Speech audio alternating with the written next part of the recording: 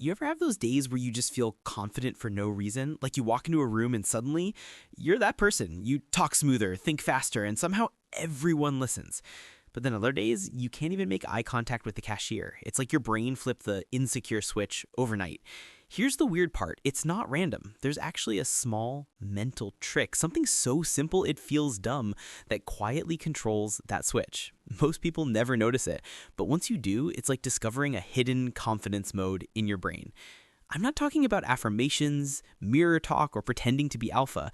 This is something you can do in your head in less than 10 seconds that changes how confident you feel instantly. And once I figured it out, I stopped waiting for good days. I started creating them. Let me show you how. The truth is, confidence isn't something you build. It's something you lose. You were confident as a kid. You'd sing in public, say whatever came to your mind, and wear mismatched socks like it was fashion week. Then one day, someone laughed. Someone pointed out your mistake, and your brain went, okay, note to self, don't do that again. That's how it starts. Every awkward moment, every rejection, every little embarrassment, it all stacks up until your brain starts protecting you from, well, being you. So now when you want to speak up or walk into a room full of people, your body freezes. You overthink, you self-check, and you replay imaginary failures before they even happen. It's not that you lack confidence, it's that your brain learned to keep it locked up to avoid pain. And that's why most confidence advice doesn't work. Because they tell you to act confident when the real problem is why your brain won't let you feel it anymore. Here's something wild I learned. Confidence isn't about being perfect. It's about being a good predictor.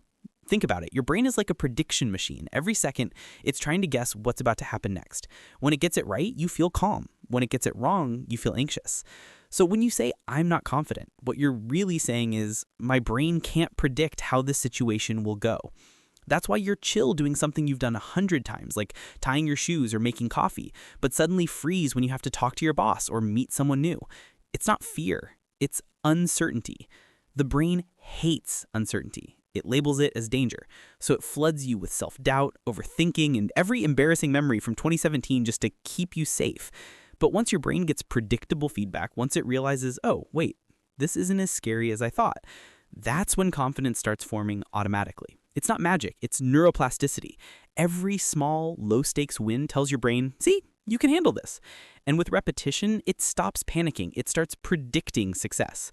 Confidence, then, isn't something you fake. It's something your brain learns.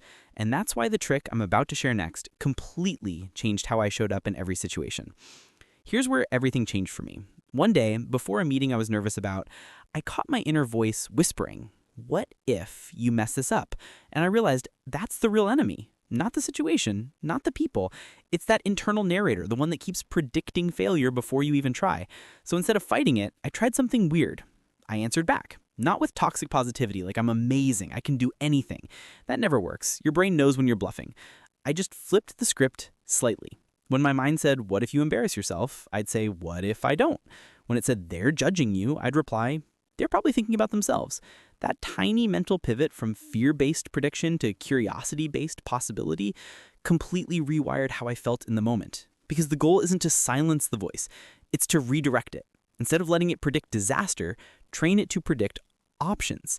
And here's the sneaky part, your brain starts to believe the new prediction, especially when it sees evidence that it's true. So each time something goes slightly better than expected, you build a loop of small, believable wins. That's how confidence grows quietly in the background, not in one big speech, but through thousands of tiny, what if I don't fail moments. And once I learned that, my entire relationship with pressure flipped on its head. So here's why that little flip actually works. And it's not just motivational fluff, it's neuroscience. Every time you predict failure, your brain's amygdala, that little alarm center, fires up. It releases stress hormones, tightens your muscles, and literally narrows your attention. That's why when you're nervous, you can't think straight or even remember your lines. Your brain's running a threat simulation, not a logic program. But when you flip the script, when you ask, what if I don't fail? You trigger the prefrontal cortex instead, the logical, forward-thinking part of your brain. This small reframe sends a completely different signal. This situation isn't dangerous. It's an opportunity. That single shift from threat mode to curiosity mode changes your entire chemistry. Dopamine, the motivation neurotransmitter, kicks in. You start thinking clear, your breathing slows, and suddenly your brain's not trying to protect you anymore, it's trying to help you win. In psychology, this is called self-directed neuroplasticity. You're literally teaching your brain to wire confidence as a default response. not by forcing fake affirmations, but by changing the question your brain asks under pressure. That's why it feels natural. That's why it sticks. And that's why confident people don't seem fearless. They've just trained their brain to predict possibility instead of panic. Let me give you a quick story. A friend of mine used to absolutely panic before giving presentations, like voice shaking, palm sweating, full tunnel vision. He'd always tell himself, don't mess this up, don't forget your points. And every time, guess what? He'd mess up and forget his points. One day, I told him to flip the script, literally just one line. Instead of saying, don't mess this up, he started saying, what if this goes way better than I expect? Same person, same presentation. But that tiny question rewired his entire body language. He smiled more, spoke slower, even cracked a joke in the middle. Afterwards, people actually complimented his confidence. Nothing magical happened, no new skill, no motivational playlist. He just trained his brain to expect a different outcome. And once your brain predicts success, your body follows. Here's the part most people miss. Confidence isn't built before you act. It's built after you act, and your brain realizes, hey, that wasn't so bad. So here's a simple loop to train it daily. Step 1, do one small thing that feels slightly uncomfortable. Speak up once in a meeting, make eye contact, ask a question in class. Step 2, immediately replay it in your head, but positively. Tell yourself, that went better than I thought. That reinforces the brain's prediction of success instead of failure. Step 3, repeat tomorrow. Because every time you do this, your brain rewires just a little more until what once scared you becomes your new comfort zone. You don't need affirmations or fake pep talks. You just need reps and the awareness to notice your wins. That's how you train your confidence loop. Confidence isn't something you wait to feel. It's something you build through proof. Every small action is a vote for the person you're becoming. So tomorrow morning, instead of trying to feel confident, just do one small thing your old self would have avoided and watch how fast your brain starts catching up.